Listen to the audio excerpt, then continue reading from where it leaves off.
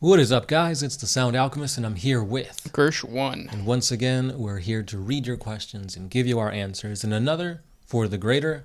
This is a video series where we answer the questions left by you, the viewer. If you have a question for us, comment down below. Put question in front of your question because we get to those questions first. That is what Angel Warrior 28 did. He asks, were there any loyalist Primarchs that didn't like or even hated each other? Yes. Oh, yeah. The thing about Primarchs is that there's often a foil or a counter to them. Sometimes maybe even more than one. But I think the most well-known, well, I don't know if it's one of the most well-known, but one of the bigger ones is definitely Magnus the Red and Leman Russ. Yep. These two did not see eye to eye. They hated each other, and it led to a lot of, like their rivalry, one could say, was the reason why humanity is in the way they are now. Because, I mean, Horus is the one that gave the order to Russ to go attack the Thousand Sons and all that. That's what led to Magnus aligning with Zeech and whatnot. So it definitely is a pivotal moment in the Horus Heresy, and this rivalry is a big one. Yeah. Also, Leman Russ and the Lion. Mm-hmm. So they got into such a huge fight that their two chapters and their successor chapters are to this day, like, they have ritualistic duels where they fight each other because of the rivalry that they have with each other. And it's off of some dumb stuff. It's just like they were fighting together to like take out this king or ruler in some planet, and I think the Lion didn't like let Leman Russ show up before he took him out, and he took him out, and then they ended up arguing. I think the Lion sucker punch. No, they wrestled for like a day or a week or something. Yeah, and then Leman Russ sucker punched. No, the Lion. The Lion, yeah. Lionel Johnson sucker punched Leman Russ and walked away. Yeah, that's one of the famous ones. Mm-hmm.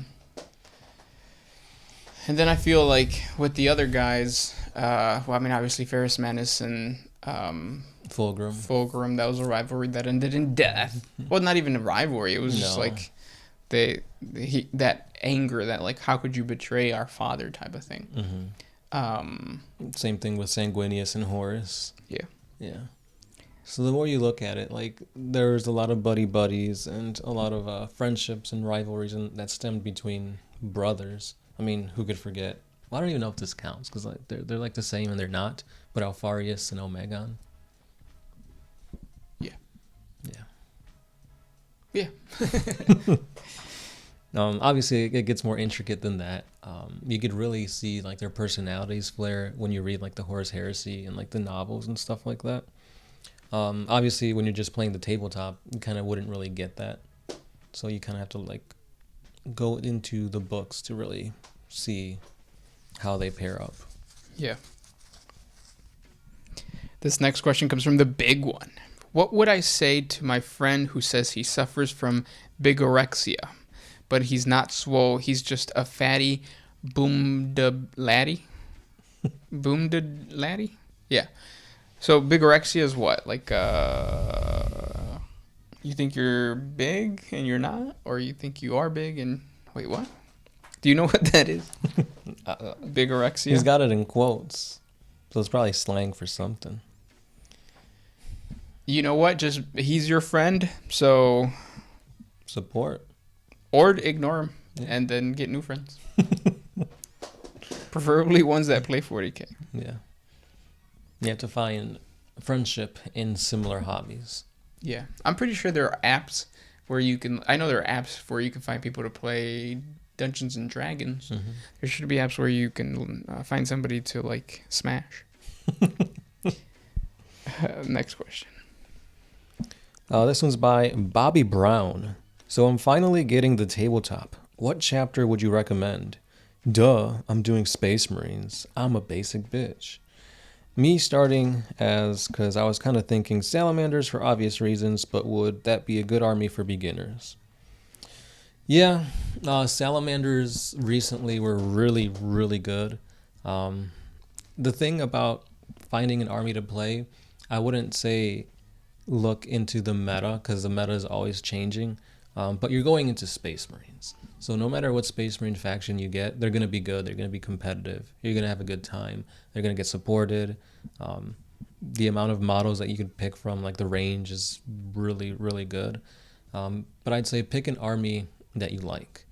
Find not necessarily like a main, like the 11 chapters, like Ultramarines, Salamanders, that kind of thing. You could just pick an army you want, the colors you want, and then create the own lore. Because I feel like when you create an army from scratch, you kind of bond to that army a little bit more, and you make it your own, and it becomes a little bit more than what just playing like a Salamanders. Because this lore is already established, they've already got their named characters and whatnot. And even if you are playing like a homebrew army, you could always just say, "Oh, I'm playing Ultramarines today," or "I'm playing Salamanders today." So that's just my 2 cents. I agree. Homebrew your chapter and then just choose whatever's good for the meta or whatever your play style you feel like for that day. Mm-hmm. Obviously, if you like the lore for like the Salamanders, go ahead, paint them up green, give them that fire look, because that's pretty badass too. Yeah. This question comes from Watchdog Man. Yeah. Hello, guys. Greetings from Mexico City. Oh. What paints do you recommend for minis? I started to paint, but the ones I got around are kind of crappy. Feel free to answer here in the comments. So we have a store, Michael's, that sells tester paints. I use tester paints. Not because they're good or anything. It's just because that's what I learned how to use. They were cheaper than GW paints when I first started. Yeah, you can buy GW paints. Just go to your local hobby store or craft store and get whatever type of acrylic paint you can get your hands on, and then just watch like videos online that teach you how to paint using the tools that you have. Right. Because like one of the big flaws too one of the big things that happened to me that stopped me from painting is I would look at all these really badass Instagram posts of guys painting with airbrushes. I don't have an airbrush, so it's hard for me to get that type of look. Yeah, look without using an airbrush. Even though people are gonna say, no, you can do, like, you need skills for that. So just paint according to your level, and then slowly try to raise your level up, and also like paint to your material level too, I guess. Right. Just know that obviously if you get like the lower quality paints, over time they will crack and sometimes even flake off. Also, another thing too is maybe try having like scratch models or models that aren't fully built, because it's a lot easier to paint them like if the arms aren't across the chest, because then you have details that you can't get to, or you try to paint in between and it just splotches, and then now you got to fix that. So yeah, think about all the process that goes in it, and don't just try to like say, I'm gonna get this guy done today, because you might not. Right. Set timely goals. Yeah. Next question. Go ahead. I got one from Ryan Chan. What would you want to see in the new Tau Codex, as the current codex leaves a lot to be desired? So not necessarily the Tau Codex, but I think one of the big things that needs to be addressed for the Tau is what the heck is going on with the fly keyword. Like, because back, like, fly used to mean that you, even if you're stuck in combat, you could just, fly out of there. Now they took away that ability for it, so it's like now there's just a keyword on like battle suits that doesn't mean anything. So yeah, and then you get wrecked when you have a gun that like does extra stuff to fly. Yeah, because it's like there's no benefit, just all the negatives. Yeah. So just address that. Even if you're not addressing it directly to fly, just give all the units in the Tau Codex that have fly an extra rule. Even though, like, if you have some battle suits and you have the fly keyword, can't you get on a building and none of the infantry can get on it, or none of the heavy weapons can get in a building too? So like getting into close combat is basically impossible for them. Yeah, something like that. That's pretty good. Just park them on a building and shoot. until like Death Cops was coming. Right. But besides that, like, is there anything else you'd want to see? I'm new to the Tau army, so no, not really. We'll just see what it comes out with. Mm-hmm. Maybe another unit for like the auxiliaries. Yeah, that'd be nice. Yeah, because I know they've kind of taken some models away from the crew. Maybe add them back, like have the Narlock Riders, the Krutoks, or maybe add another Vespid unit. Yeah, make close combat units. Mm-hmm. Mm-hmm. So if you do want to play Tau, you're just going to be forced to use more auxiliaries. Yeah. This next question comes from FX Tyradus. If you can only choose one color to paint each main faction, 10 of them, I think, what would it be? One color? Well, that's kind of already chosen for you, right? Because you have like Khorne Red, Tzeentch Blue, yeah, so on and so forth. But if you could like rechange like their base, like instead of all orcs being green, you could have them be another color, would you? Probably not. Because I'm very like, I stick, like unless it's armor, I stick to like Tower Blue, orcs are green. But yeah. What about you?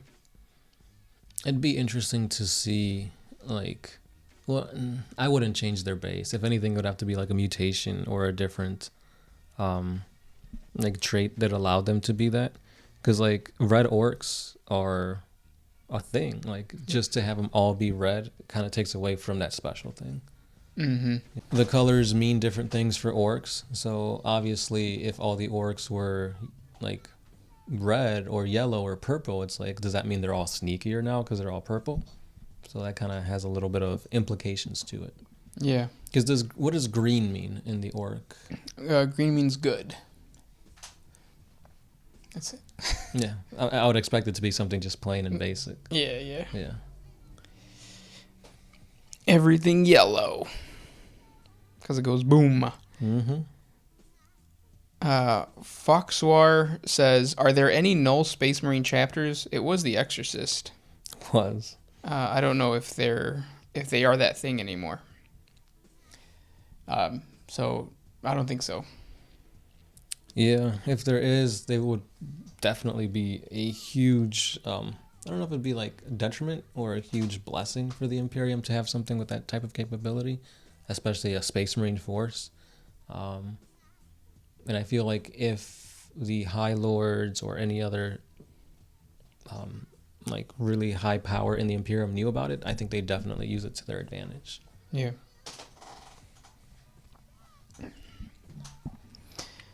Next question. This one is by Magic Eye. Do you think another Horus Heresy-like event could happen again? If so, what would be the cause of it? Love the channel. One of my theories is the rebirth of the Emperor or the creation of the Emperor as a god would create like huge tension. I think the rebirth of the Emperor, not as a god, but just as a human who still preaches the imperial truth, would cause more tension because the ecclesiarchy would be like, no, get back on your throne. We were good. Yeah. For them, anyways. I could see the opposite happening too, like the Emperor becoming a god, because I could see the Imperium be split between like, oh, we're still praising the Emperor on the throne, or we're praising the God Emperor, and yeah, and then that schism happens and. Yeah, it's another Horus Heresy. Mm-hmm. Definitely, I feel like the church will be a huge factor behind the next like civil war or heresy of that matter. And it's really cool because in the story, like the church, the Imperial Creed was a plot, or was a something that was created by Lorgar with his Lectitio Divinatis, which was also like inspired by chaos and stuff like that. So it's almost like the chaos gods want this to happen. But it's good for the Imperium? I don't know. It's weird. Mm-hmm. Next one. This one's by Eric Matos Viegas. Is there any chapter known to have chimeric gene seed with more than one progenital Primarch? And is that even possible? I don't know if it's been confirmed, but there's definitely like theories and like talks about different Space Marine chapters that have been, like, let's say their gene seed factories got destroyed, or somebody tampered with the gene seed and now they're fusing two of it together. That's definitely a reason as to why certain chapters have like mutations and that kind of thing. Another thing is maybe if you mutate two gene seeds together, you can find the cure for like the red thirst, the wolfen, that kind of stuff. So it hasn't really been explored too in depth in the novels and just the lore of 40K, but it's definitely a big thing to kind of keep in mind. Yeah, and if you wanted to do that for your homebrew chapter, what you could also do is just say that it's not necessarily the gene seed is hybridized, but the chapter itself is half one, half the other, or like a certain percentage one, a certain percentage other. Because that has happened in the past where like one chapter loses its like however many battle brothers they have, so they have to be adopted by another chapter in order to continue fighting this war that didn't like end, and their homeworld might be destroyed or something like that, and they'll send like one or two to rebuild back to like Terra. But yeah, probably the most biggest and well known is of the Lost Legions, like the Lost Primarch, the 2nd and the 11th, because after the whole Edict of Obliteration, the ranks of the Ultramarines grew tremendously. Yep. So you could say that, the Lost Legion Space Marines got inducted into the Ultramarines. Yep. And maybe throughout the years, their gene seed... Oh, no, I don't think that would happen. Especially if, like, the Emperor deemed these guys, like, we have to get rid of them as if they never appeared. Why would you mix gene seed with that Primarch? Yep. Next question comes from Bunny Hop. If you can fuse any two creatures or people in the 40K universe into one being, who would it be and why? Two creatures or people? It'd be pretty horrifying to see a Swarm Lord mixed with an Orc. Just like the ferocity and like the ability to... Because when Orcs die, obviously they spore, but when Tyranids die, they learn from it and come back stronger. Yep. So it's like an even apex predator than the two combined. Yeah. I think it would be cool to just do like some type of psyker with the crew. Just because like an entire, race of psychically powerful crew, I think that'd be cool. Yeah. And I think the strongest being ever would be a fusion of the Emperor and Drago. Yeah. Yeah. Plot armor to the moon. It would be safe for him. Yeah. Safe moon. But yeah. That's going to become the new Bridget B. Bridget B. Moon Bridget. Yeah. Safe B. Follow her on Instagram, please. The other day I was watching the Bridget B Instagram story, and then she was like, I was surprised that I have a lot of fans in the UK. I like to credit us for that. We introduced you guys to Bridget B. Yeah. But yeah, next question. My phone died. This one's by Jeremy Kunayak. Is Warcraft and StarCraft just rip-offs of GW's Warhammer and Warhammer 40K? That is what the rumor is. Yeah, I think they said StarCraft was supposed to be 40K, and they like split or something. And that's why you have like, what are they called? The Zerg, basically Tyranids. You've got the Space Marines, and then you got like the Marines from StarCraft. So there's a lot of similarities. And it, like you said, it was supposed to be the same thing. Yeah. Kind of like that one movie that we always talk about. Event Horizon. Yeah. I think recently, I don't know if it was if I dreamt it or something, but I thought I heard like the director said that his inspiration was Warhammer 40K, that he grew up playing the game and all that. So yep, that's pretty cool. There's a dude on TikTok called hold on, let me think. Props to History? No. Yeah, Props to History. Yeah. He's the one who said it, and it came from a director's cut. So like a DVD special feature thing. And cool. That's where he says it. So yes. Yeah. So if you guys got some time, maybe after watching the Mortal Kombat movie, check out Event Horizon. Yeah, it's not even that long or scary, so that's good. Because I was kind of scared to watch it because I don't like horror movies. That's not me. But yeah, it's not that bad. Yeah, if you could handle 40K, you could handle this. Yeah. And those were the questions for today. If you guys have more questions for us, please comment down below. Make sure to put question in front of your question. And thanks for listening, guys. Thank you for your questions. Very intriguing. This has been The Sound Alchemist. Gershwan. And we are out. Oh,